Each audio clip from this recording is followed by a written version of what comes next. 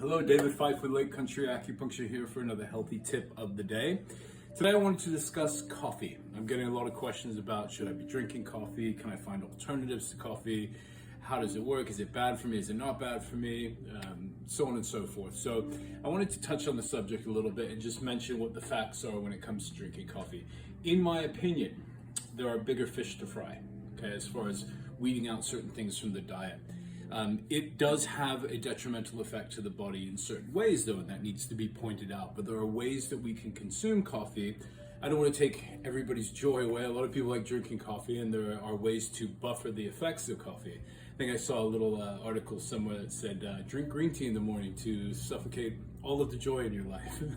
I thought that was pretty funny, but we don't want to do that. We don't want to suffocate the joy in one's life. And green tea is really good too. I mean, it tastes great. You can get some good ones. But when it comes to coffee, there are a few parameters that we need to understand when we're consuming it. So first of all, coffee breaks down acidically. Okay, so when we digest coffee, the nature of it is very acidic. So our body is going to generate a lot of inflammation in response to that.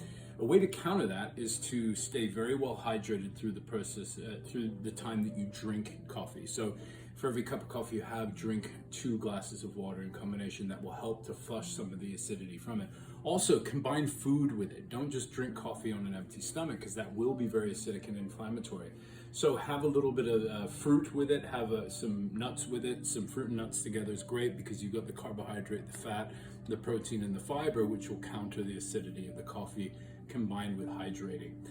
The other thing is when we get the stimulation from the caffeine in the coffee, that triggers an adrenal response. So if we keep doing that over time, it can weaken that system. We can develop health concerns from that. And that's why it's important to pair coffee with some food and hydration at the same time.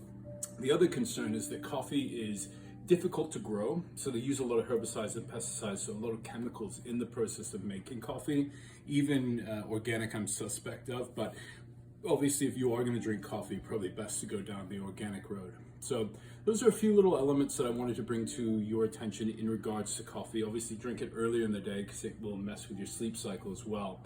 But again, there are bigger fish to fry, but just don't overdo it. It's all about balance. If you're going to have that cup, make sure you're countering it with hydration and some food intake at the same time. So hopefully that's helpful. And if you want some ideas for alternatives, you can always contact us. We have some good ones here at Lake Country Acupuncture. But with that, I will sign off. David Fife, see you next time.